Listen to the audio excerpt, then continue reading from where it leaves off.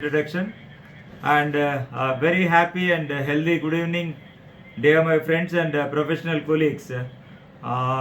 Indeed, it's a pleasure moment to be with you this evening, being a speaker in this webinar speaker program regarding the master class in insulins. So, just let me begin my topic. The today's topic being the therapeutic inertia in type 2 diabetes mellitus management and towards timely insulin initiation. So, first of all, let me just define what is therapeutic inertia in type 2 diabetes mellitus.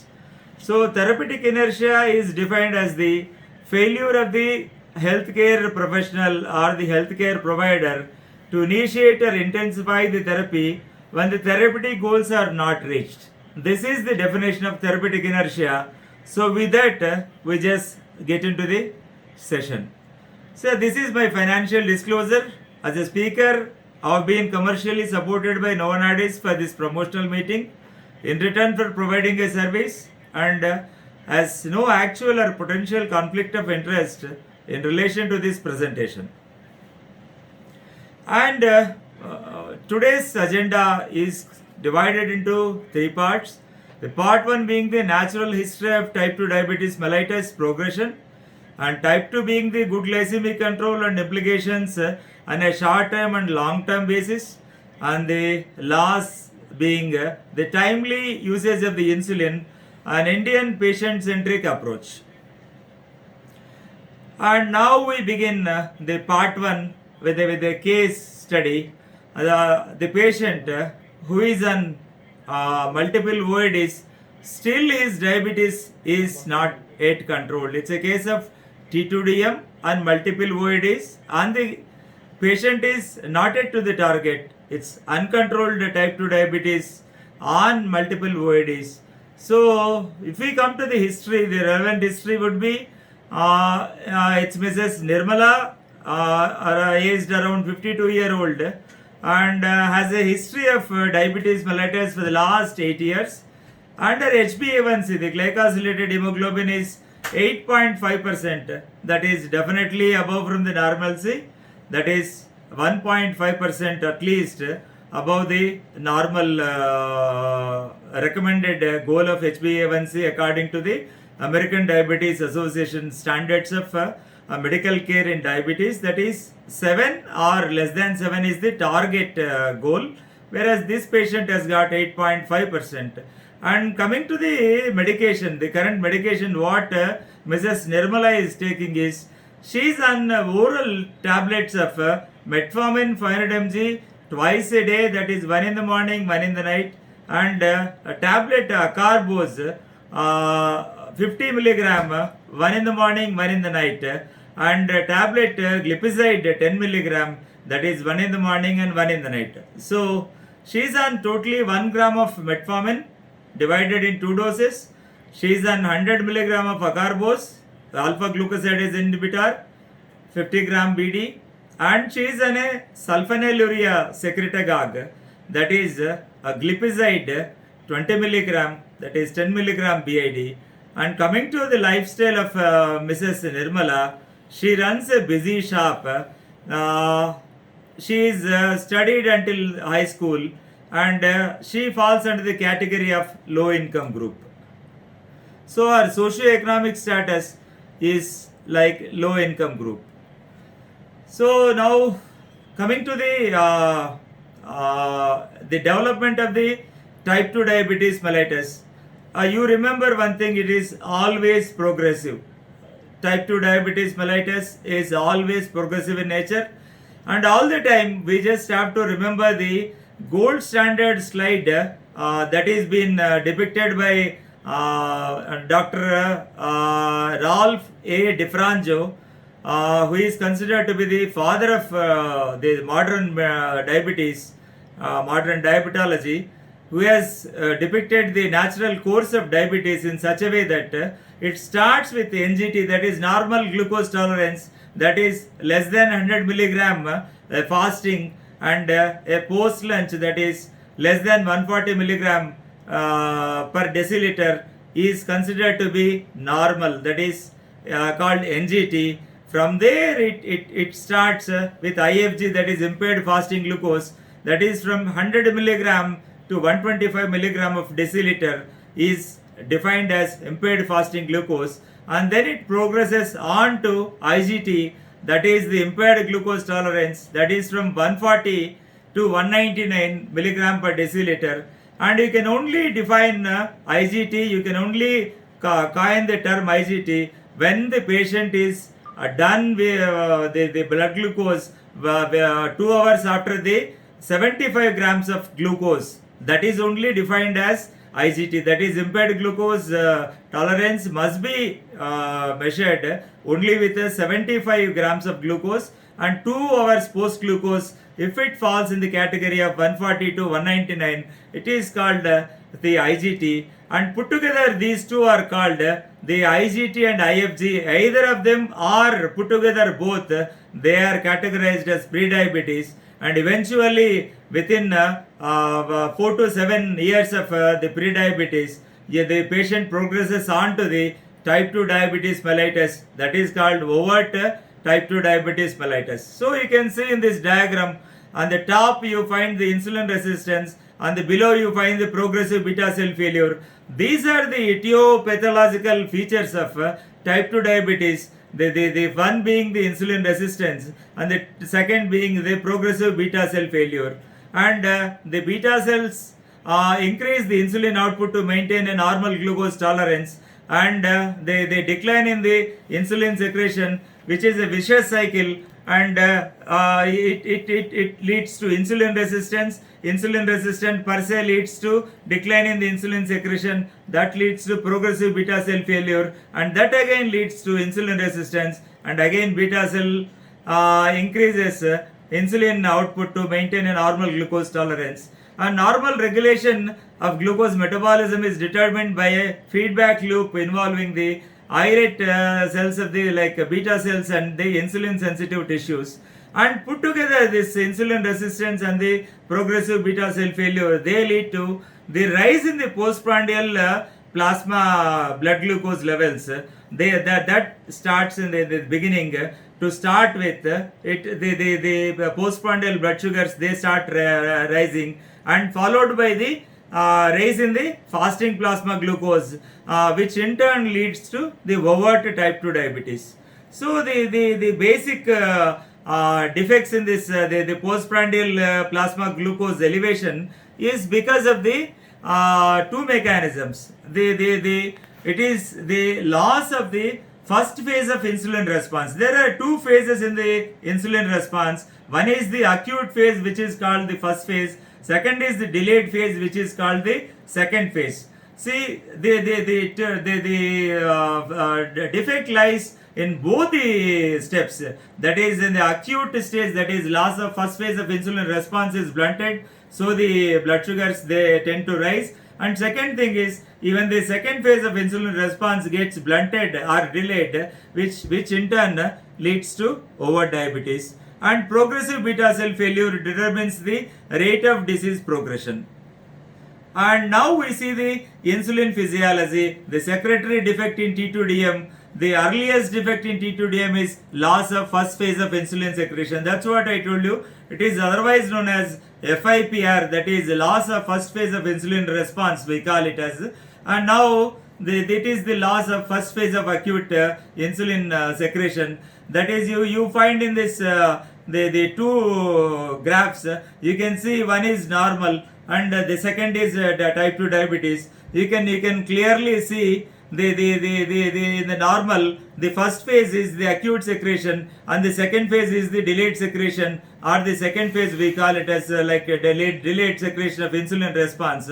If it is perfectly working, naturally the insulin secretion comes out of the beta cells of the pancreas, and they control the blood sugar levels, and they take the blood glucose levels to the normalcy. It's somewhere around some 60 to 90 to 120. You can see this. So whereas in type 2 diabetes, because of the blunting of the insulin response, the secretory defects in the insulin secretory defects, which lead to the blunting of the or loss of the first phase of insulin secretion, and the delayed or the blunted second phase of insulin response is blunted. So we find all the time a uptrend. You find a downtrend in the normal, you find an uptrend in the blood glucose in the type 2 diabetes. So insulin secretory defects in T2DM can be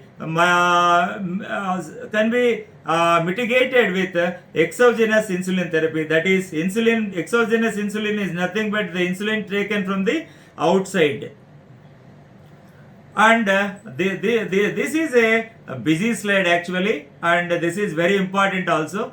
The progression of type 2 diabetes mellitus and the long term complications. Now you can see from the top, we just come from the top, and on top of it, it's written that the progression of type 2 diabetes mellitus. That's what I told you. The progression of type 2 diabetes mellitus starts from normal glucose tolerance, that is NGT, from IFG, that is impaired fasting glucose, and it progresses on to the IGT, that is impaired glucose tolerance. Either of these are put together will lead to the overt diabetes, that is the progression to overt type 2 diabetes mellitus.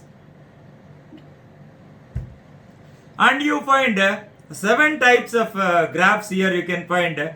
The first being the gray, that indicates insulin resistance. See, the insulin resistance slowly starts taking an upward trend, and it slowly progresses. Insulin resistance is nothing but it's a sort of insulin corruption. Insulin, the so-called the insulin which is secreted by the beta cell, though the pancreatic beta cells, they produce the sufficient quantities of insulin, just because of the insulin resistance at the level of muscle, at the level of liver, at the level of fat tissue, it is not being utilized by the body properly. So there is the rise in the blood sugars we find, that is called insulin resistance, otherwise known as like insulin corruption. What all we need is, we need to decrease the insulin resistance and increase the insulin sensitivity to counter this insulin resistance. And the second is the dark, what you call dark brown is the hepatic glucose production. See this curve, second curve, it also takes a slow and until this impaired IGT phase, it remains very parallel, and when it progresses on to type 2 diabetes, it takes an upward trend, upward curve. And third is the insulin level, that is the light yellow, dark yellow, not light yellow. The dark yellow is the insulin level. You can see the progressive decline. From here, it goes on, like it takes a downtrend curve. The insulin level goes on reducing the day by day, month by month, year by year, and later on the progression of type 2 diabetes mellitus naturally occurs. And the fourth one being the light yellow, that is the incretin effect. You can see they go very parallel, like okay, again you find this particular incretin, this thing also that slowly goes down along with the insulin. And the green one is the beta cell function. See, both the incretin effect and the beta cell function, they go parallelly, like they take a downward curve, and they just get into this decline in the beta cell function, and it's a progressive one. Beta cell function is always very progressive in type 2 diabetes, and it's 100% relentless, 100% death is type 1 diabetes. And coming to the sixth one, that is the blue one, is postprandial glucose. See, in the IGT, it takes a flat curve and slowly it starts moving on, and when the over diabetes, the postprandial glucose starts raising. So, and last is the fasting plasma glucose, which is in the brick red color. You can see that remains almost normal during the IGT phase or the pre-diabetic phase. What we call, I said, it takes around 4 to 7 years from the pre-diabetes to progress onto the type 2 diabetes. All these take an upward trend, the postprandial glucose followed by the fasting plasma glucose.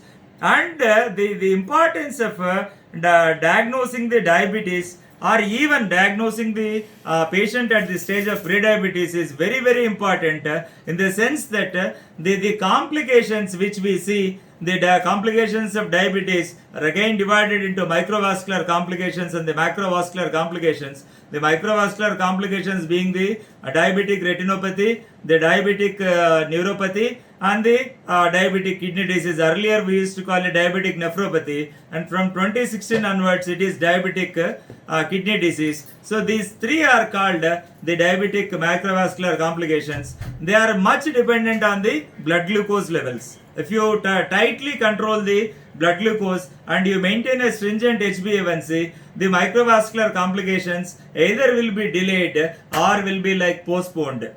And whereas the macrovascular complications, when we come to this, they are the coronary artery disease and the stroke and the peripheral vascular disease, PVD or PAD, that is peripheral arterial disease. They are categorized as the macrovascular complications.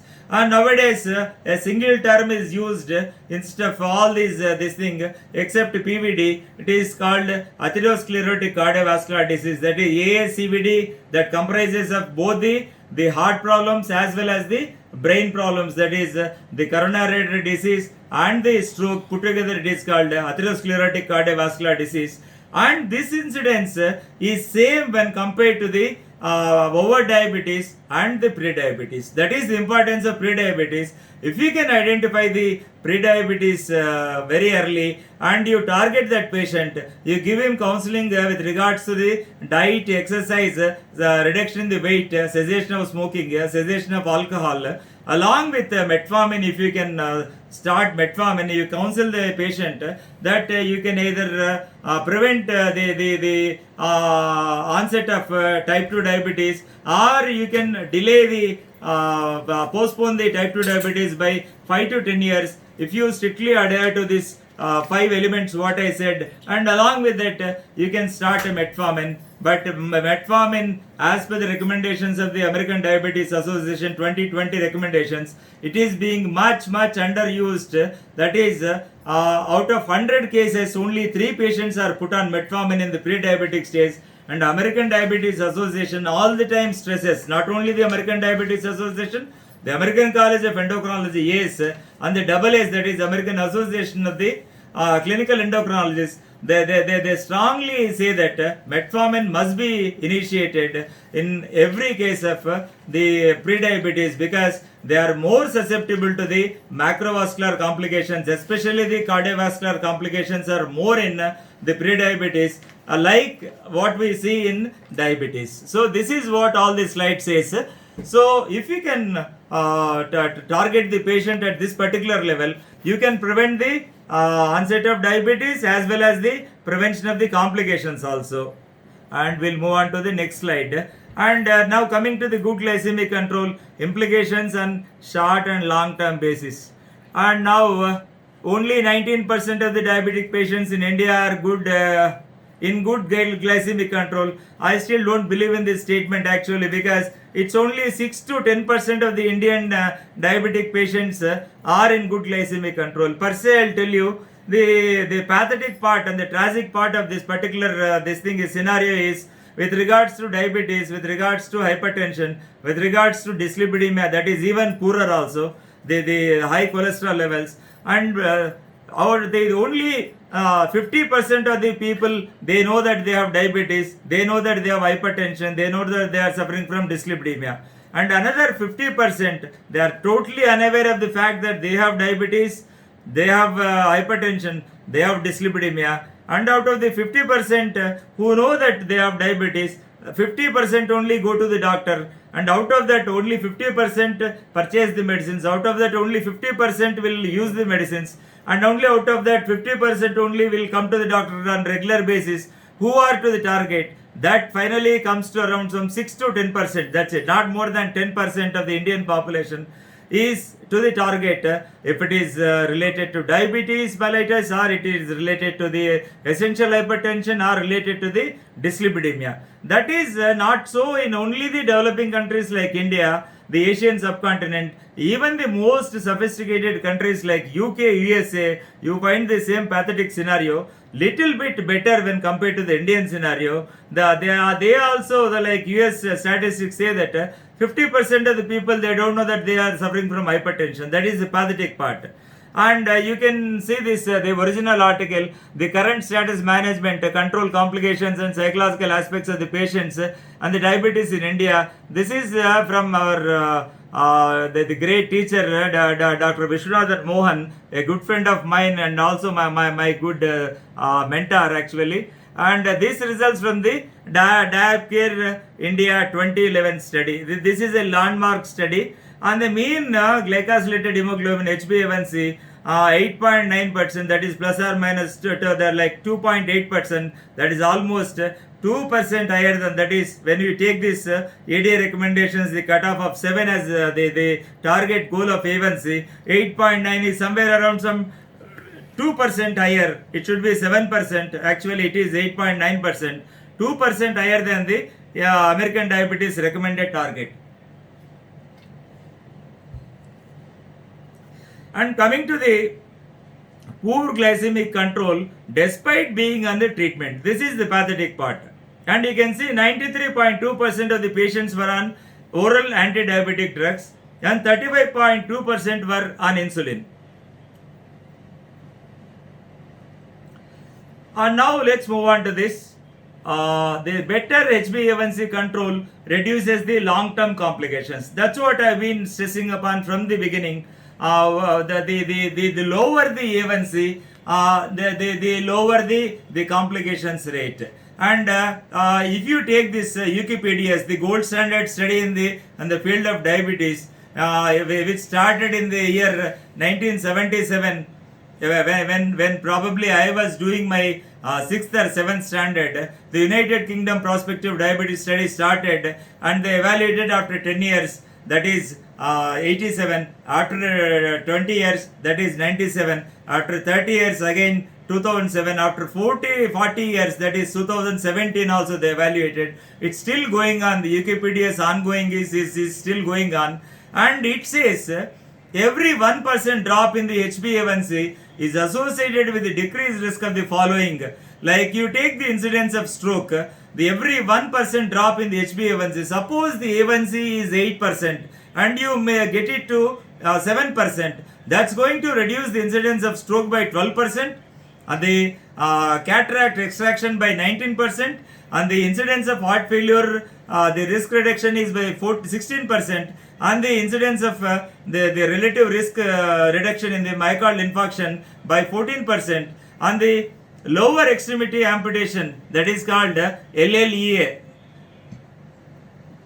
that is called lower limb extremity amputation, which is defined as either the grade 2 amputation or the remaining 2 amputation or the half foot amputation or the total foot amputation or the above ankle amputation or the below knee amputation or the above knee amputation. These are all categorized as LLEA, that is called lower limb extremity amputations, or what I said, the fatal peripheral vascular disease or peripheral arterial disease. The relative risk reduction is by 43%, and the microvascular disease is the risk reduction is seen by 37% with just 1% drop in the A1C, and it's going to do a miracle, like the relative risk reduction in the all-cause mortality is by 14%, and a relative risk reduction RRR is the death related to diabetes by 21%.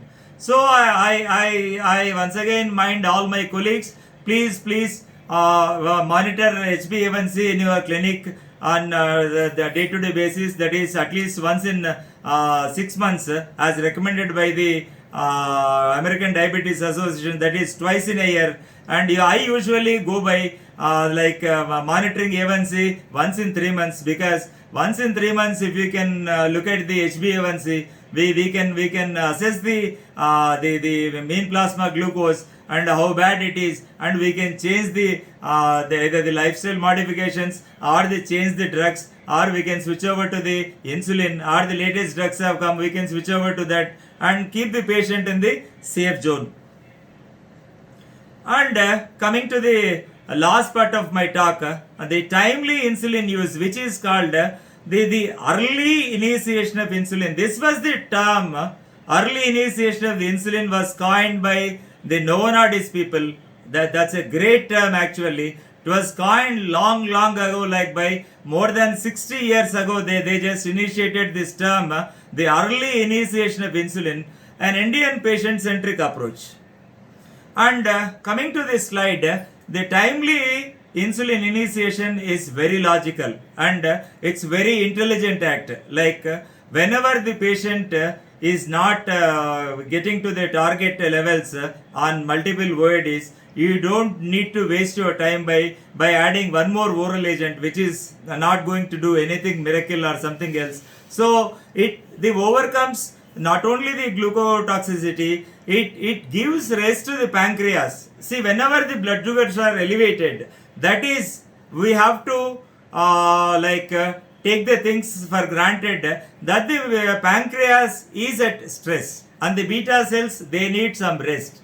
So if at all the pancreas is stressed out and the beta cells need some rest, what all we do is give rest to the pancreas. So the endogenous insulin, stop using the endogenous insulin and start the exogenous insulin, that is the insulin from the outside. What is shortfall in the body, that we are going to replace it in the form of insulin from the outside, that is called the exogenous insulin. Now if we see this, the bar diagrams and all, here you find the like four colors you find. The little bit dark blue is, that is continuous subcutaneous insulin infusion, that is CSII. In the remission group, they taken subjects were 68 in this study, and the MDI, that is light blue, and this second one, it is multiple daily injection doses. In the remission group, the number of subjects taken were 53, and you find the navy blue, the dark blue, navy blue, the oral hypoglycemic agents in the remission group, that was the subjects were taken, 27 patients were taken, and on the light violet color you find is the number of patients included were 204, and that is the non-remission group. And you take this the y-axis and the x-axis, you see the line before the therapy, after the therapy, and after the 1 year therapy. If you can see the bar diagrams slowly declining, and finally you find that more than 50% of the participants remained in remission at the end of 1 year with insulin. And I mind you once again, the A1C reduction with insulin is the maximum A1C reduction. With no other drug you find such a reduction in the drastic fall of HbA1c. Yet, this slide shows yet the patients remain on multiple OAD therapy, that is oral antidiabetic therapy, too long, and you can see this the graph actually. The distribution of HbA1c at the time of insulin initiation, usually on an average it is some 8.9%. See, the American Diabetes Association always says in its recommendations, if the HbA1c is around 9%, it's high time you have to start insulin. So the clinical inertia. So now we finished therapeutic inertia. Now we are coming to clinical inertia. So let's define what is clinical inertia.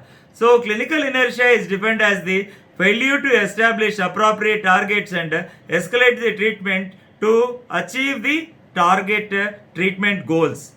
And it accounts for a significant proportion of failure to achieve targets in the management of diabetes and contributes to up to 2 lakh adverse diabetes related outcomes per year. This is called clinical inertia. And again, clinical inertia may be of two types. That is clinician's inertia, where the healthcare professional is got some sort of inhibitions, is not aware of the recommendations, and will not respond timely to the patient. And will not advise the patient to switch over to insulin. He cannot counsel the patient. This is called the clinician's inertia. And the second angle is the patient's inertia. The patient's inertia is even the doctor counsels the patient to switch over to insulin. The patient doesn't listen to that. The doctor says you have to go for exercise. He doesn't listen. He says weight reduction is mandatory, diet is mandatory, you have to stop alcohol, you have to stop smoking. Still the patient doesn't listen to the doctor. That is called patient's inertia. These are the two angles. And now at insulin initiation in this solved study, the average HbA1c was 8.9, as we can see in the bar diagram. The dotted one shows the HbA1c. Out of it, the 41% had somewhere around or more than 9% of HbA1c, and 22% had around or more than 10% of HbA1c. And when you start the insulin, they naturally eventually there is a fall in the HbA1c. And prior to the insulin initiation, patients had received oral anti-diabetic drugs therapy for a period of 8.7 plus or minus 6.7 years. And unlike insulin, addition of subsequent OAD doesn't offer benefit. That I have already discussed. See, when the patient is on 2 OADs and 3 OADs and 4 OADs, you still going on adding oral anti-diabetic drugs or oral hypoglycemic agents, OADs or OHS. It doesn't give you any offer, any benefit to either the patient or the treating clinician. It's almost when you compare this, use of multiple OADs driven by convenience, acceptance by patients, and limited consultation time, the right approach in the early diabetes. And you find this. The navy blue is seen in the pre-treatment bar is navy blue, and the post-treatment is the grey color. You can definitely find a spurt, and the patient is on 2 OADs. You can see the graph coming down by 1% of HbA1c. On 3 OADs, it's around minus 0.5%, and on 4 OADs, it is only like the 0.2% of the increase in the HbA1c. And when you add insulin, it goes down, the HbA1c drastically goes down to minus 1.3. You can see here. And the use of multiple OAD is driven by the convenience, acceptance by patients, and limited consultant. Well, we have got certain constraints as clinicians in the busy practice. We have less time to give the patient the elaborate counseling which is required. So you should focus on the patient perspective, and you should give enough time for counseling and all. Or you can appoint one diabetes educator to educate them, one dietitian who gives the diet plans and all. And the substantial benefit from initiating insulin is the mean HbA1c decreases by 1.34%. That's what I said. The longer complication free survival. And this slide very clearly shows insulin is the treatment option which can provide the maximum HbA1c reduction. See, now from this, now we go from below upwards. Like, first is the lifestyle modification. That's what I said. The diet, exercise, weight reduction, and cessation of smoking and cessation of alcohol. That leads to from 1 to almost 2 more than like around 2. That is 1% of HbA1c reduction is seen with lifestyle itself. And metformin, you can find another 1% reduction. With insulin, you can find the maximum, that is from 1.5 to 3.5, means that is around 2% of reduction is seen with insulin. And with sulfonylureas, you also find a good reduction. But anything when compared to this insulin is much lesser than that of the insulin. Like thiazolidinediones, you take the rosiglitazone, that is not available in our country, but very much available with a black box warning in the United States and other countries. Now we got only pioglitazone, and the GLP-1 receptor agonists, and the alpha glucosidase inhibitors, and the glinides, that is the meglitinide or the ripaglinide, and the neglitinide, and DPP-4 inhibitors, like starting from the vildagliptin to sitagliptin to saxagliptin to alogliptin to danagliptin to like linagliptin. And the SGLT2 inhibitors, we are currently we have 3 US FDA approved SGLT2 inhibitors in our country, the dapagliflozin and the empagliflozin and the canagliflozin. And one more Indian gliflozin is also available, that is remogliflozin from Glenmark. And in the abroad we find many more in the uses, like in US the western scenario, you find the etugliflozin and the sotagliflozin and the bexagliflozin also in the pipeline, it is about to come. So you can see you can observe that the highest reduction of HbA1c is seen with insulin only when compared to the all other therapies. Let it be the oral agents or the newer agents, all the older agents. On this connection, I would like to say something about the Carbolina trial, because the Carolina trial with regards to sulfonylurea, because our practice in India goes by like lifestyle modification. After that we go for metformin, we add definitely a sulfonylurea, and then go for either a alpha glucosidase inhibitor or a low dose pioglitazone if it is not contraindicated. But all the time we had a suspicion, because every international session they just ridicule the sulfonylureas. They say out of market, about to vanish, something else they put after the slide, a tag will be there. But for the first time in the history, a sulfonylurea glimepiride was taken into study in the Carolina trial, where they have compared the efficacy of the glimepiride with that of the linagliptin. That is, Carolina is nothing but the cardiovascular outcome trial of linagliptin. This is the only one active comparative CV trial, that is cardiovascular trial. And the results were so surprising, though there was little bit of the incidence of hypoglycemia in the glimepiride arm, but the weight gain also was little bit more in the glimepiride arm, but it was only for the first 1-2 years. This trial went on for more or less 6 years, and after the second year we never have seen the weight gain with this particular glimepiride, and we have not seen any cardiovascular adverse events with the glimepiride for a period of 6 years, because this is the particular the glimepiride molecule doesn't impair the ischemic precondition, that is called IPC, thereby doesn't interfere with the cardiovascular dysfunction. So you will not find so far in the 6 years of study, like linagliptin, the glimepiride did not show any adverse cardiovascular events, and linagliptin was shown to be non-inferior to our glimepiride. So this is, we all must be like proud of our sulfonylurea, like we use it day and out in our clinical practice, and the cheapest one and the best one used with caution, that's going to reduce the A1C, that's going to preserve the beta cell function, and it's either weight neutral, a little bit of weight gain may be there. But when compared to the other sulfonylureas like the glibenclamide or the glipizide or the glyclazide, even the glyclazide is supposed to be the safest of sulfonylureas along with glimepiride. So I just wanted to touch upon that, and I just forgot to mention, every time we start the session on insulin, we should remember the great discoverer of the insulin, that is none other than our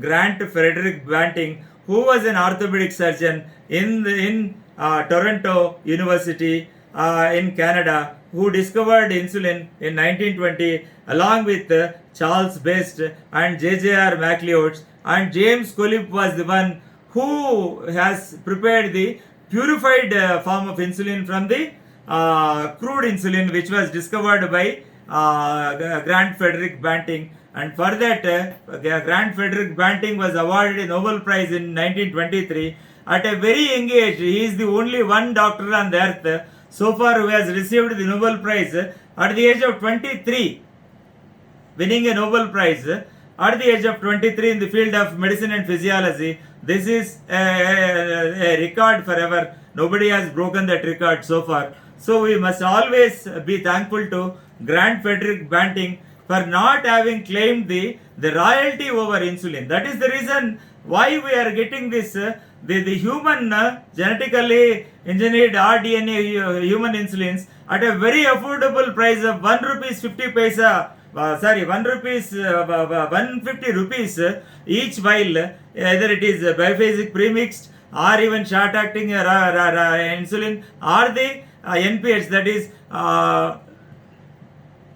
neutral hazed on protamine, that is you get it for 150 rupees, because the reason is he has never wanted any royalty from this particular his discovery on insulin.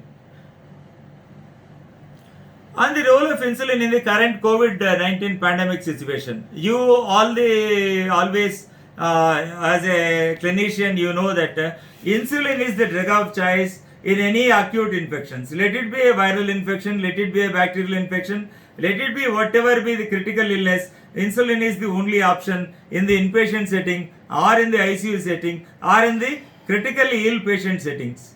And the basic requirement for the SARS-CoV-2, that is the causative organism for this particular the virus is called SARS-CoV-2, that is severe acute respiratory syndrome coronavirus 2, that is named because SARS, that is SARS was also caused by this coronavirus, that's SARS-CoV, where it happened in the late 2002 to 2003. So, and again it is the cause for MERS, which happened in the year 2012, the end of 2012 to 2013 it happened. The agent was same agent, that was SARS-CoV was the agent for SARS and the MERS, and now it is called a novel coronavirus, that is called severe acute respiratory syndrome coronavirus 2. It requires a low pH to enter into the cells via the angiotensin converting enzyme 2 ACE2 receptors. It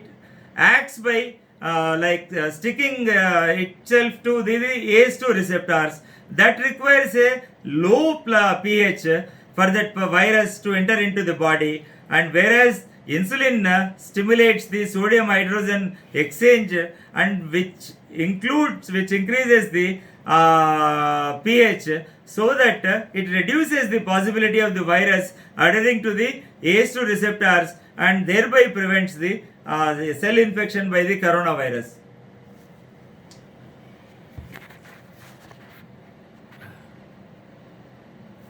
On the role of insulin in the current COVID-19 pandemic situation, like it's a very very busy slide, you cannot it's not visible also. The uninfected type 2 diabetes mellitus patients should intensify the metabolic control as means of primary prevention of COVID-19 disease, and insulin is a safe choice under most circumstances and can be superior alternate in treating the type 2 diabetes mellitus patients with poor glycemic control. And I wanted to add one more thing here, and along with insulin, all the time you add the metformin. Don't discontinue metformin in the even COVID pandemic, whether the patient is in the mild stage or moderate stage or in the inpatient setting also. Don't stop metformin unless otherwise he is put on ventilators. Don't discard metformin, because metformin is very much implicated in the reduction of the viral replication in this COVID-19 pandemic. So metformin has got a tremendous role. In some other countries they are using metformin even in the COVID-19 pandemic in the non-diabetic segments also. And diabetes is a predictor of mortality in COVID-19 pandemic, and you can see this the mortality rates, and the A1C is the adjusted hazard ratio of mortality, keeping HbA1c around 6.5 to 7. That's what I've been as the comparator, and all the time you try to maintain the HbA1c around or below 7. If it is in between 6.5 and 7, it is excellent. And you can see the T1DM and the T2DM mortality and the hazard ratio. You can see if the A1C is around 6.5 to 7%, the mortality rate is almost nil, and if it is 7.5 to 9%, the mortality rate, the hazard ratio is 1.15 in type 1 diabetes mellitus, whereas it is 1.23 in type 2 diabetes mellitus. And if it is the A1C is 9 to 10, the T1DM mortality hazard ratio is 1.31, and the T2DM mortality is 1.37. And if it is more than 10, T1DM, the mortality goes up to 2.19, and whereas the T2DM mortality goes up to 1.62. In people with diabetes, improving glycemic control and optimizing the body weight reduces the adverse outcomes of SARS-CoV-2 infection. And uncontrolled diabetes affects the outcomes of acute infectious diseases and increase the hospitalizations and mortality. And in this connection, I would like to stress upon again and again, there are certain risk factors for this, the COVID-19 infection. The first risk factor will be the age. As the age increases, like 50 you have some amount of risk, and after 60 the risk is much increased. After 70 it is much more increased, and as the age increases, the risk increases, and the morbidity and the mortality also, they go parallel with the age. And hypertension is one, and the risk factor, and the diabetes mellitus, let it be T1DM or T2DM, whatever it may be, is one the big risk factor. And the cardiovascular disease of any sort, let it be coronary artery disease or the MI or the heart failure and acute coronary syndromes, they are the biggest risk factors. And patients with chronic liver disease CLD, and patients with CKD, that is chronic kidney disease, or CRF, chronic renal failure, and the patients suffering from the malignancy, that is either on the chemotherapy or on the radiotherapy, are the patients whom we put on the corticosteroids for autoimmune diseases, where like rheumatoid arthritis or the ankylosing spondylitis or the systemic lupus erythematosus, where we only as clinicians we start the steroid therapy for them. They are all immunocompromised patients. They are categorized under the category of immunocompromised patients. These are the patients who are at high risk of getting the COVID-19 infection. So you need to remember and follow accordingly, keeping all this in back of mind. And in mild to moderate infections of COVID, you don't need to change the disease as far as the patient is taking either home quarantine or home isolation. You don't need to change the treatment. If it is the severe form, you have to either the inpatient setting, let it be inpatient setting or ICU setting, or the critically ill patients who are on oxygen or the ventilation. The add-on must be, you have to take off all the oral anti-diabetic drugs. You have to keep the patient on only insulin. Again, it depends whether the patient is in DKA or not in DKA. Then, if it is in DKA, you need to counter it by the regular insulin and the correction of hydration by adequate hydration by NS, and again adequate balancing the electrolytes. The electrolyte imbalance must be targeted. If the patient is not in DKA, you can go for a basal bolus insulin, perfect control with the insulins, and along with that and metformin either to be used or not to be used will be the decision will be taken by the either the intensivist or the endocrinologist or the physician who is taking care of that particular patient. And this is an old slide. All the time we see that Indian diet, it is very high in carbohydrates. Almost if you take this graph, you can see that three groups. The lower one is the protein group, and the middle one is the carbohydrate group, and the upper light blue is the fat content. And it is in the rural setting, in the urban setting of India, and the last is the western scenario. You compare that, okay, almost all parts of India, they consume somewhere around some 71% to 76% of carbohydrates, and 11% of the proteins, and the 13% in the rural setting of proteins, and 18% of proteins in the urban setting. Whereas in the abroad, they take 39% of carbs. That is the reason why the carbohydrates are the biggest culprits in the disease progression or in the complications or as a causative factor for type 2 diabetes itself is the consumption of high quantity of carbohydrates. See the Western scenario, they are taking only 39% of carbs, they are taking 17% of proteins and 43% of the fats. Then India, the cereals continue to be the main staple, and for us rice is the staple diet for South Indian parts, and wheat is the staple for the North Indian parts, and provide the bulk of the calories. High calorie intakes are largely due to high intakes of, this is important, refined cereals are very bad and refined carbohydrates are very bad. Even the refined proteins are also very bad. Even the refined fats are also very bad. Anything that is refined, let it be cereals or carbohydrates or proteins or fats, is bad. Never take refined oils, never take refined proteins, never take refined carbohydrates, never take refined cereals. You take either whole wheat, that is best.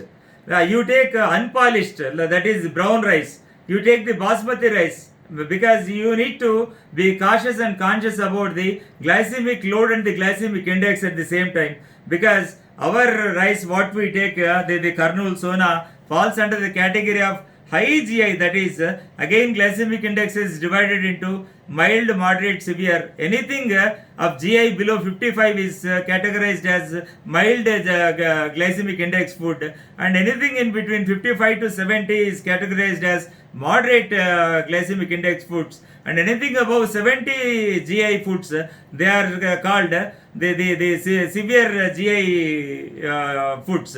So whereas the rice falls under the category of above 70, that is what we take the regular rice, the Kurnool Sona or Sona Masuri is more than 70, so it should not be taken. And the potatoes also, they and you can replace the potatoes with sweet potatoes. Sweet potatoes, they fall under the category of low GI, and the yams. And in place of white rice, you can go for either the brown rice or the parboiled rice or the basmati long grain rice, which they fall under the category of low GI foods.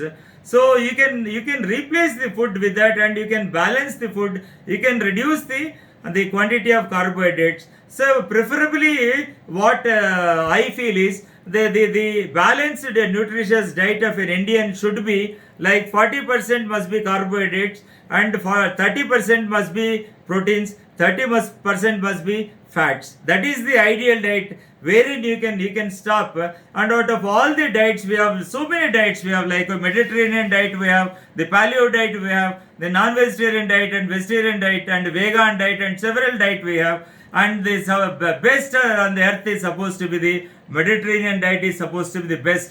That is going to the least cause for type 2 diabetes or the metabolic syndrome or the pre-diabetes or the incidence of heart attacks or the complications of all the metabolic parameters or metabolic diseases or disorders. High carbohydrate diets, they raise the plasma glucose, insulin, triglycerides and non-esterified fatty acids, leading to insulin resistance. And Indian healthcare scenario. See, the WHO all the time says, according to the norms, the doctor-patient population must be like for every 1,000 population, there must be one qualified doctor. Now, I am not talking about the quacks and all. I am talking about the qualified doctors. That is, we are the RMPs, we are the registered medical practitioners. They have hijacked our RMPs and they started calling themselves as RMPs. That is, rural medical practitioners. We are the registered medical practitioners. And according to WHO, it is 1:1,000. And we see this. You see the graphs from the number. The Germany is the on the top with the highest doctor population. Per 1,000 population, it has got 4.125 doctors. As Australia, we can see 3.374 doctors, and Russia 3.306, and France 3.227, and USA has got 2.554 doctors, and Brazil has 1.852, and China has 1.49, And now coming to the Indian countries, now see the red line India, it has got 0.62 doctors per thousand population. So much less than the WHO specifications and norms. And Bangladesh 0.389 and Afghanistan 0.304, and the government doctors in India very pathetic, it is 0.09 per thousand population. So the mean duration of consultation time in India is almost 1.5 to 2.3 minutes. Overstressed and overburdened. All the doctors are overstressed and overburdened with the patient, so that they are not able to contribute enough time for the patient. On an average, the patient gets only 1.5 minutes to 2.5 minutes time in the doctor's chamber. That is very pathetic actually. And premix insulins suit the Indian reality and can address the high carb diet in a convenient diet. First of all, you must reduce the carbohydrate load, and then you make it 40 30 30 good. 40 carbs and 30 protein and 30 fats, that is best. And in any setting, the biphasic premixed human insulins, that's what you see the 30/70. What is the premix human insulin, that is regular human insulin, and the NPH, that is neutral protamine Hesdan. See, it is 30/70. Some we get 50/50 also. The same when it comes to this is the genetically engineered rDNA insulins, that is. And coming to the analog insulins, the biphasic analogs, that is the plain aspart and the protaminated aspart. You see that this is 30/70. And coming to the best combination on the earth, the insulin degludec aspart, where you find the aspart, the 30%, and the ultra long acting basal analog, the degludec, the remaining 70%, which is called primarily a basal plus regime, which can be started once a day and can be switched over to twice a day, which gives you the 100% control and brings back to the normalcy of A1C of around 6.5 to 7. That is the best quality we see with this classical aspart and IDAC-ASP we call, that's what. And now it's time to take some take home message. Early initiation of insulin, that's what I have told in the beginning. Early insulin initiation is physiologically very intelligent, and timely insulin positively alters the course of disease progression. Absolutely yes. And improving the glycemic control reduces the risk of long-term complications. Absolutely yes. And to summarize the things, and this is the core take-home messages. Number one take-home message is early insulin indication is the physiologically intelligent and positively alters the course of disease progression.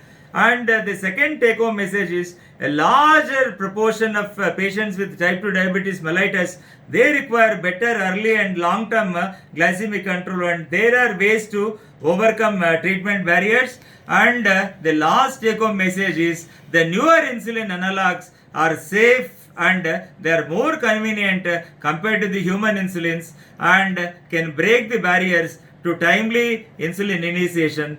And thank you very much for your patient listening. Thanks all.